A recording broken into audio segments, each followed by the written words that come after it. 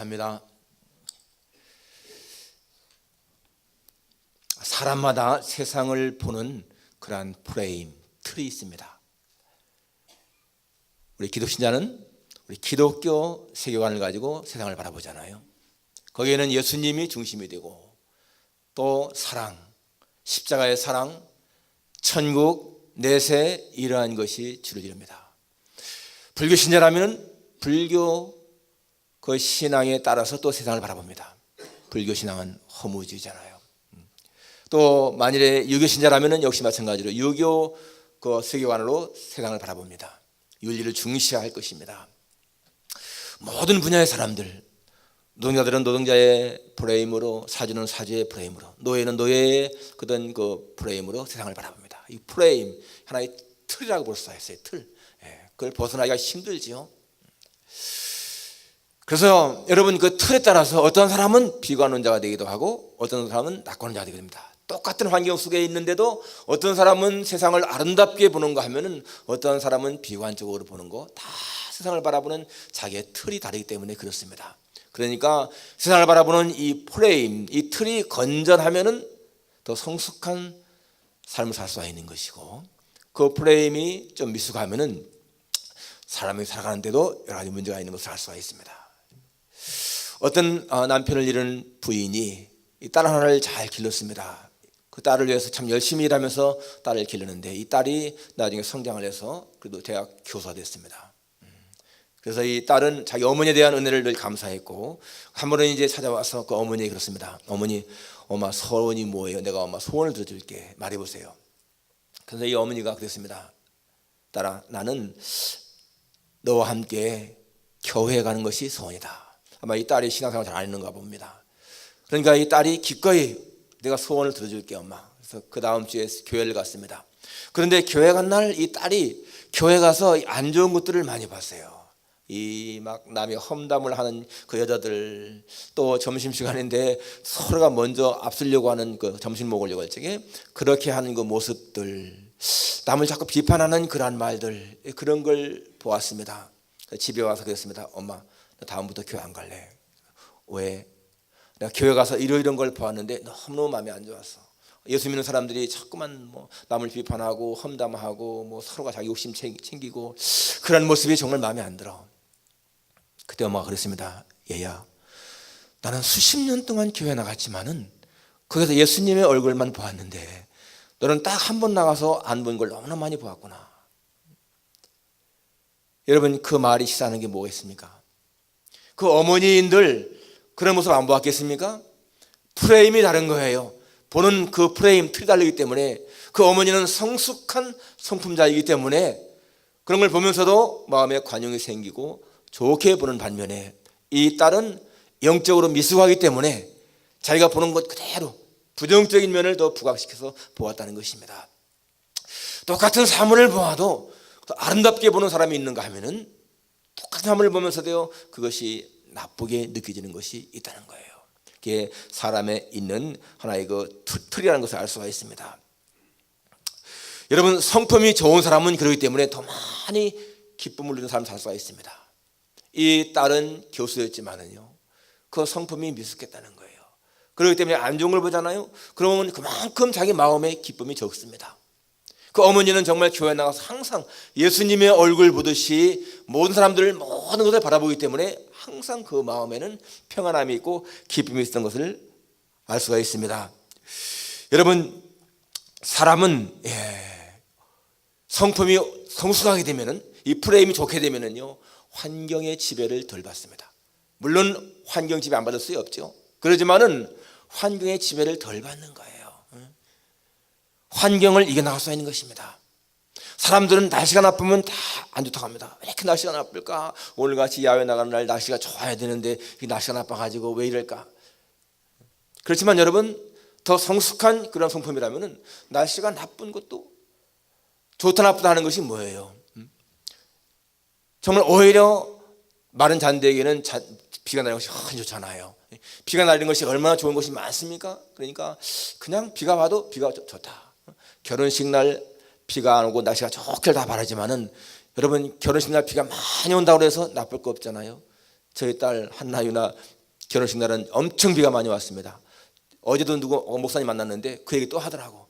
그때 목사님 따님 결혼식 날 비 엄청나게 왔죠. 엄청나게 비 오면 어때요? 좋잖아요. 은혜의 단비라고 생각하면 좋은 겁니다. 그러니까 사람은 그 환경에 너무나 휘둘릴 필요가 없다는 얘기예요. 그 마음이 성숙한 사람은 환경이 좀 나빠도 그것을 다 오히려 좋게 볼 수가 있다는 것입니다. 여러분, 이 사도 바울 보십시오. 사도 바울은 옥중에서 로마서를 쓰고 빌립보서 에베소 썼는데 감옥에 있는 사람이지만은 그 바울 쓴 편지 내용 보세요. 그 감옥에 있는 사람 모습 같습니까? 언제나 오히려 기뻐하라고 그러고요, 감사하라고 그러고 막 그러잖아요. 왜 그렇습니까? 사도 바울은 환경에 지배한 사람이 아니라는 얘기예요. 자기를 얽어매은 그런 감옥 안에 있지만은 자기가 믿는 예수님 때문에, 예수님이 자기의 삶의 하나의 영혼에 닫히기 때문에 그 예수님을 생각하면 기뻤습니다.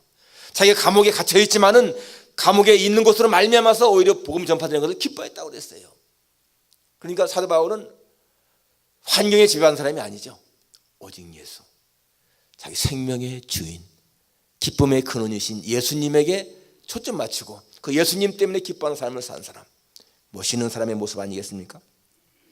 오늘 우리의 삶에서 기쁨과 행복을 좌우하는 요인이 무엇인가 한번 생각해 보십시오.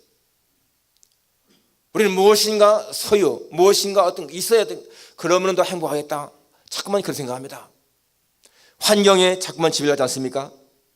그런데 오늘 정말 이 사도 바울 같은 그러한 마음, 또 하박국 선지자의 고백 보십시오. 비록 무화과 나무가 무성하지 못하고 포도나무에 열매가 없고 감람나무에 소출이 없고 밭에 식물이 없고 우리의 양이 없고 외양간에 소가 없을지라도 나는 여호와로 말미암아 즐거워하고 구원의 하나님으로 인하여 기뻐하리로다. 사람들은 무화과가 많이 열리고 포도나무에 소출이 많고 감람나무에 소출이 많고 이래야만이 행복이라 생각하는데 이 하박국은 뭐라고 했어요? 그러한 것이 비겁다 할지라도 우리의 양이 없고 외양간에 소가 없을지라도 나는 여호와로 말미암아 즐거워하고 구원의 하나님 때문에 기뻐하겠다. 여러분, 그것이요 환경을 초월한 사람의 기쁜 삶을 사는 거예요. 오늘 주제가 뭡니까? 당신은 어떤 것으로 당신은 어떤 기쁨으로 충만한가? 어떤 기쁨이 충만한가? 세상적인 기쁨으로 충만한가? 아니면 신령한 기쁨으로 충만한가? 오늘 내가 살아가면서 여러분 삶의 기쁨이 있어야 됩니다. 삶의 기쁨이 있어야 돼요. 여러분, 크리스찬으로서 삶의 기쁨이 없다, 이건 크리스찬이기를 거부하는 사람입니다. 적어도 예수 믿으면은 기쁨이 있어야 돼요. 예수님 말씀했습니다. 내가 예수 너에게 이름은 내 기쁨이 너희 안에 충만하게 하려 함이라. 예수님은 우리가 기쁨을 누리며 살기를 원하시는 분이시지 우리가요 항상 슬퍼하고 애통해하고 괴로워 사는 거 원치 않습니다. 어떠한 기쁨으로 충만한가? 오늘 세례 요한의 고백이 나오는데요, 오늘 29절에 신부를 취하는 자는 신랑이나 서서 신랑의 음성을 듣는 친구가 크게 기뻐하나니 나는 이러한 기쁨으로 충만하였노라. 오늘 세례 요한의 고백을 우리가 살펴보기 원해요. 세례 요한이 나는 이러한 기쁨이 충만하다라고 하는데 그게 무슨 기쁨인가요? 그 설명이 나오죠. 신부를 취하는 자는 신랑이다. 그런데 신랑의 음성을 듣는 친구가 크게 기뻐하는데 나는 그러한 기쁨에 충만하다. 오늘 이렇게 말하고 있습니다. 오늘 여러분 이 말씀의 배경을 한번 우리가 알 수 있습니다. 예수님이 누구에게 세례받았죠? 세례 요한에게 세례받았습니다. 세례 요한에게 세례받기 전에 예수님은 이름도 없었습니다. 그때까지만 하더라도 여러분 세례 요한이 훨씬 더 사람들에게 인기가 많았습니다. 많은 사람들이 다 세례 요한에게 세례받지 않습니까? 그때 예수님도 세례받잖아요. 자, 그런데 그 후에 보니까 오늘 22절에 보니까 그 후에 예수께서 제자들과 유대 땅으로 가서 거기 함께 유하시며 세례를 베푸시더라. 자, 예수님이 이제 세례를 베풀었습니다. 그 다음에 23절에 보니까 요한도 살렘 가까운 애논에서 세례를 베푸니 거기 물이 많음이라. 그러므로 사람들이 와서 세례를 받더라. 자, 예수님도 세례를 베푸시고 세례 요한도 세례를 베풀었습니다. 그런데 사람들이 예수님에게 더 많이 왔다는 얘기예요. 세례 요한의 제자가 하나 와서 이렇게 말하잖아요. 26절에 그들이 요한에게 가서 이르되 라삐여 선생님과 함께 요단강 저편에 있던 이 곧 선생님이 증언하시는 이가 세례를 베풀매 사람이 다 그에게로 가다이다. 지금 세례 요한의 제자가 세례 요한에게 하는 말이에요. 선생님이 증언하시던 자 그분이 세례를 베푸는데 사람들이 다 골로 몰려갑니다. 자기의 스승이 더 인기가 많아서 자기의 스승에게 더 와서 세례를 받아야 되는데 사람들이 저 예수님에게 간다는 거예요. 자기의 스승이 세례 요한을 제쳐놓고. 자, 그런 말을 들었을 적에 여러분, 이 세례 요한의 마음이 사실 그렇게 좋을 것 같지 않잖아요. 그런데 세례 요한의 자세 보십시오. 27절에 요한이 대답하여 이르되 만일 하늘에서 주신 것이 아니면 사람이 아무것도 받을 수 없느니라. 내가 말한 바 나는 그리스도가 아니요 그의 앞에 보내심을 받은 자라고 한 것을 증언할 자는 너희니라. 그분은 그리스도이기 때문에 가야 한다 그 말이에요. 나는 그분 앞에 보내심 받은 자다. 그분과 나는 비교할 수가 없는 자다. 그거잖아요. 그분은 그리스도 메시아다 하는 것입니다. 그러면서 하는 말이 신부를 취하는 자는 신랑이나 서서 신랑의 음성을 듣는 친구가 크게 기뻐하니 나는 이러한 기쁨에 충만하다. 그분은 흥해야 되고 나는 쇠야 된다. 오늘 이 세례 요한, 여러분 이 세례 요한이 지금 기쁨을 누립니다. 예수님이 높아지고 예수님의 인기가 높아지는데 더 기뻐한다는 거예요. 나는 이러한 기쁨이 충만하다. 여러분 지금 이 세례 요한의 기쁨은요 정말 순수한 기쁨입니다. 순수한 기쁨, 티 없이 맑은 기쁨, 질투심이나 시기심이 없는 그러한 기쁨인 거예요. 진정으로 기뻐하는 겁니다. 예수님이 높아지니까 진정으로 기뻐하는 그 세례 요한의 기쁨인 거예요. 이게 참된 기쁨이라는 거죠. 여러분 사람들이 괴로움을 당하고 막 고통을 당하는 이유가 많이 있지만 그 중에 큰 것이 뭔가 하면요 시기심과 질투입니다. 사람이 마음에 많은 괴로움을 느끼는 거 시기심과 질투라니까요. 옛말에 자식이 부모보다 낫다 이렇게 자식을 칭찬하면 대개 부모들은 기뻐합니다. 야, 네 아들 너보다 훨씬 나아. 그 말 듣고서 기분 나빠할 부모가 없다는 얘기예요. 그런데 야, 내 동생이 너보다 낫다. 그러면요 형은 좋아하지 않답니다. 자기 동생 다 사랑하지만은 자기 동생을 칭찬할 때에 형의 마음은요 별로 안 좋다는 거예요. 부모의 사랑은 정말 내 사랑이고 이건 조건 없는 사랑이기 때문에 자식이 더 낫다고 일찍 좋아하지만은 형제만 하더라도 그게 아니라는 겁니다. 여러분 친구가 어려움을 당할 때 사람들은요 그 친구를 굉장히 도와주고 또 위에서 막 기도도 해주고 다 그럽니다. 친구가 어려움을 당할 때에는 기꺼이 도와주잖아요. 그런데 여러분 친구가 정말 잘 될 때에 그 친구를 기껍게 축하해 주는 마음이요 드문다는 겁니다. 안 될 적에 친구가 어려움 당할 적에는 그렇게 우애해주지만은 친구가 잘 될 적에는 왠지 모르게 마음에 시기심이 있다는 거예요. 그게 인간의 마음이라는 것입니다. 여러분 노사 문제 보세요. 노사 문제 왜 그렇게 막 데모하고 막 그럴까요? 그 노사 문제 가만히 보게 되면 이게 자기가 받는 임금이 부족하기 때문에 올려달라 그러지 않습니까? 그런데 더 깊이 살펴보면요 자기가 받는 것이 적어서라기보다 이 사주들이 잘 사는 꼴보시에서 타는 거예요. 사실 일리 있는 얘기입니다. 내가 부족해서가 아니고 상대방이 너무 잘 사는 그 꼴 보기 싫어서 그래서 한다는 얘기예요.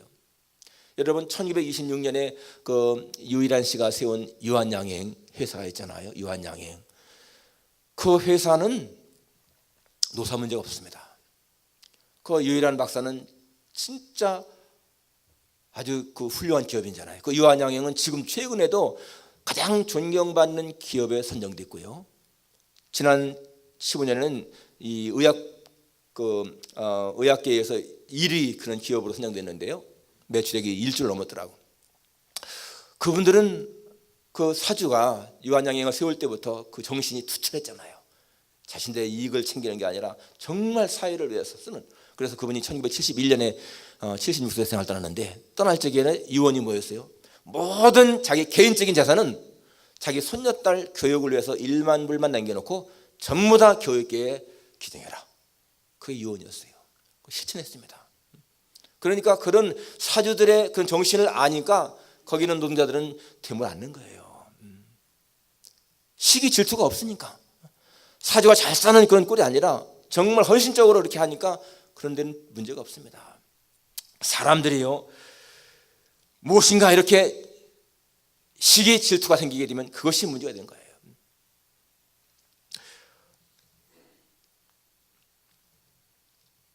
레이몬드 크레머라고 하는 사람이 쓴 예수 심리학이라는 책이 있는데요.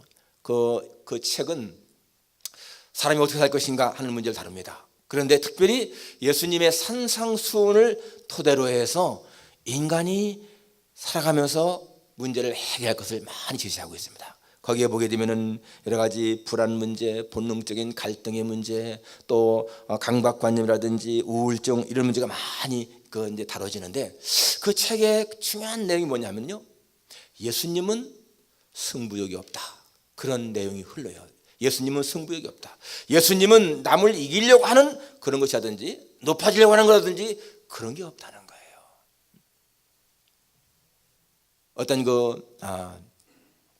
이기심이라든지 질투라든지 그런 게 없다는 겁니다. 그것이 그 책의 주요한 내용인데, 여러분, 나라는 존재는요, 내가 누리는 행복, 나의 기쁨이라는 것은 다른 사람에 의해서 영향받는 것은 좋지 않습니다. 나라고 하는 존재, 나라고 하는 존재가 다른 사람 때문에 내가 슬프고, 다른 사람 때문에 내가 즐겁고, 다른 사람 때문에 내가 웃고 울고 이런 것은요, 내 자신이 무엇인가 흔들림이 있다는 얘기예요.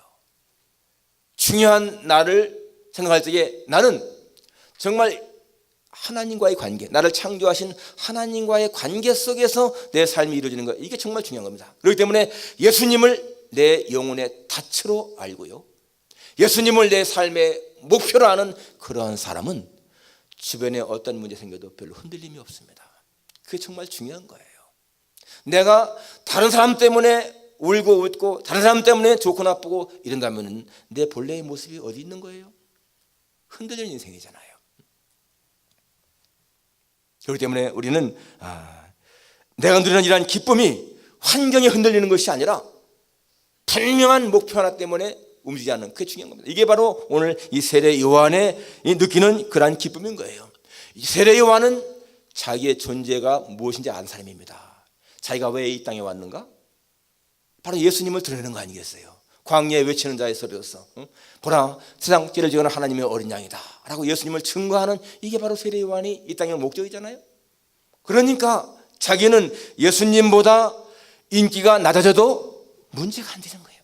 만일에 그러한 의식이 없다면, 야, 내가 지금까지는 제일 인기 많았는데 갑자기 내가 세례를 준 그 예수가 더 인기가 높아, 그럼 시기심이 생긴단 말이에요.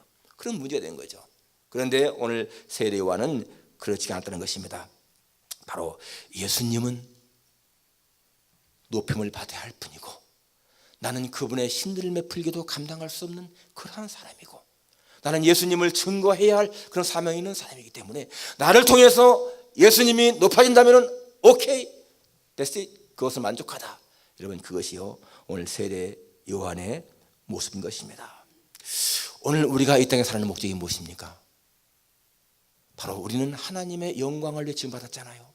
그러니까 나로 말미암아서 예수님의 이름이 높아지고 하나님의 이름이 높아진다. 그러면 정말로 기뻐할 것이 바로 우리의 기쁨이라는 거예요.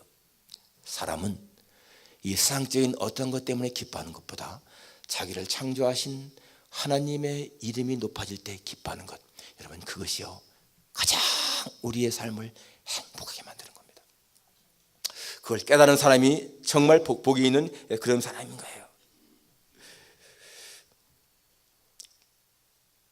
세상에서 여러분 자기의 위치를 잃어버린 사람들이 많습니다. 자기가 정말 있어야 할 자리를 잃어버린 사람들, 여러분 무엇인가요? 자리를 잃어버리게 되면 그것은 좋지 않습니다. 사람들이 별로 좋게 안 보죠. 여러분, 조선시대는 유교사상이 지배했잖아요. 유교사상이 뭡니까? 그건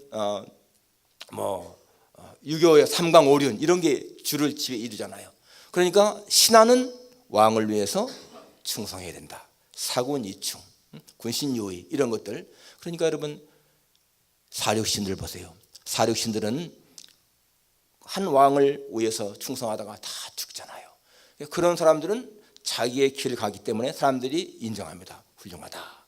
그런데 변절자, 신숙주와 같이 말이죠. 변절한 사람들 어떻습니까? 자기의 길을 벗어난 사람이잖아. 그런 사람들이 좋게 안 보잖아요. 부부관계 들었습니다. 여러분, 부부관계도 정말 남편이 아내가 내가 아내로서 좋은 아내가 돼야지, 내가 정말 좋은 엄마가 돼야지 라고 하면서 그 아내의 자리, 어머니의 자리를 잘 지키는 여인들은요 정말 아름답게 보이잖아요. 그런데 자기 어떤 욕망을 위해서 자식도 남편도 다 버리고 가출하고 자기 마음대로 살아가는 그런 여자는 어떻습니까? 안 좋게 보이잖아요. 나쁘게 보이잖아요. 남편도 마찬가지입니다. 남편으로서, 아버지로서의 길을 잘 가는 사람들은 아름답게 보이는데 그 길을 떠난 사람들은 별로 좋게 보이는 것이 아니라는 거예요. 이렇게 사람들은 여러분 자기의 길을 잘 지키는 사람이 아름다운 겁니다. 오늘 세례 요한이 바로 그런 사람이라는 거예요. 그런 사람. 세례 요한은 자신의 인기가 떨어지고 오히려 예수님의 인기가 높아질 적에 그것이 바로 내가 가야 할 길이다, 이걸 안 사람입니다. 그렇기 때문에 자기의 제자가 와서 이렇게 라비요 하면서 선생님 함께 증언하신 그 사람에게 다 사람들이 갑니다 이렇게 해도 전혀 마음에 동의 없이 그렇게 살잖아요. 사람이 이 처지를 지키는 거 정말 중요합니다. 처지.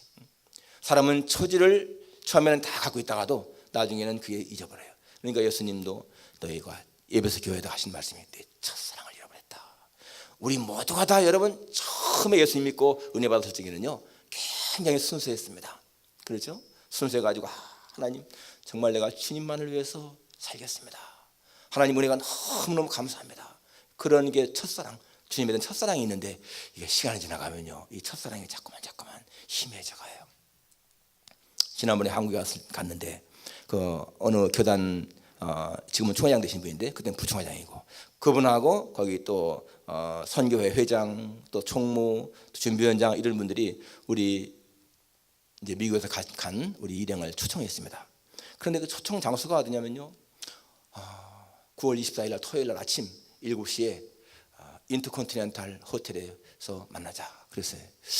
그 인터컨티넨탈 호텔 보니까 아주 좋은 호텔이더라고요. 그리고 그 아침 뷔페도 엄청 비싼 그런 호텔인 거예요. 사실상 전 마음이 별로 그렇게 편치 않았습니다. 가서 식사를 하고 또 이제 얘기 다 한 다음에 제가 마지막에 그런 얘기했어요. 목사님, 우리 KABC나 또 교단의 어떤 대표자라든지 이러한 걸 떠나서 우리 순수한 목사로서 한번 얘기하고 싶다. 우리가 처음에 목사 연습했던 30-40년 돌아가서 그때 돌아가서 지금의 목사들의 이러한 모습들 볼 때 무엇을 느낄까? 세상에서 사람들이 말하기를 신부는 신부 같고 승려는 승려 같은데 목사는 CEO 같다, 사장 같다, 이러한 말이 왜 나올까? 이렇게 모임을 갔는데 꼭 이렇게 정말 최고급 호텔에서 모여야만이 될까? 차라리 좀 더 그런 곳에서 2류, 3류 그런 호텔에서 모인다면은 사람들이 그렇게 말하지 않지 않겠는가? 꼭 무슨 특급, 1급 좋은 호텔 비싼데 그러니까 사람들이 보는 눈이 안 좋지 않겠는가? 물론 조금 당돌한 얘기였지만은요 그분들도 나중에는 공감대를 느꼈다고 말씀하시더라고. 그렇잖아요. 과거에 여러분 우리의 조상, 우리의 선배 목사님들은 정말 가난해가지고 그렇게 가난하게 살았는데 지금에 와서 이렇게 교회가 막 크고 됐다 해서 그렇게 말이죠 최고급 호텔에서 비싼 데에서 음식 먹고 이런 것 제가 볼 적에는 이 초심을 잃어버린 그런 모습이 아닌가 하는 그런 생각이 들었습니다. 오늘 이 세례 요한은 그런 초심을 잃지 않고 끝까지 나는 쇠해야 되고 주님은 흥해야 된다. 여러분 오늘 우리의 마음이 그래야 돼요. 예수님 앞에서 주님 내가 고난당함으로 말미암아서 주님의 이름이 높아진다면 내가 기꺼이 고난당하겠습니다. 주님 내가 모욕당함으로 말미암아서 주님이 존귀해진다면 내가 기꺼이 모욕당하겠습니다. 내가 이 땅에서 견딜 수 없는 힘든 일을 당할 때에 오히려 주님이 이름이 높아진다면 그렇게 하겠습니다. 여러분 그러한 마음이 있게 되면요 우리 속에는 형용할 수 없는 기쁨이 있습니다. 하나님 주시는 기쁨이죠. 사람은 자기의 영광을 위해서 애쓸 때 누리는 기쁨보다 자기를 창조하신 하나님의 영광을 위해서 무엇인가 일할 때 느끼는 기쁨이 훨씬 큰 것입니다. 오늘 이 세례 요한의 기쁨은요 조연히 누리는 기쁨인 거예요. 조연히 누리는 기쁨. 사람마다 다 주연 되기 원하지만은 그러나 주연은 예수님 한 분밖에 없고, 오늘 일상생활에서 언제든지 우리는 예수님 곁에서 조연으로서 기쁨을 누리겠다. 주님, 나의 사랑하는 동안에 나로 말미암아서 주님이 기뻐하시고 하나님의 이름이 높아진다면 내가 기꺼이 거기 가겠습니다 하는 그런 조연의 기쁨. 오늘 세례 요한이 누리는 그런 기쁨, 우리 세상적인 기쁨도 중요하지만은 그러나 정말 신령한 기쁨, 예수님을 높임으로 말미암아 누리는 그러한 기쁨이 여러분과 저에게 충만하기를 예수님의 이름으로 축원합니다. 기도하겠습니다.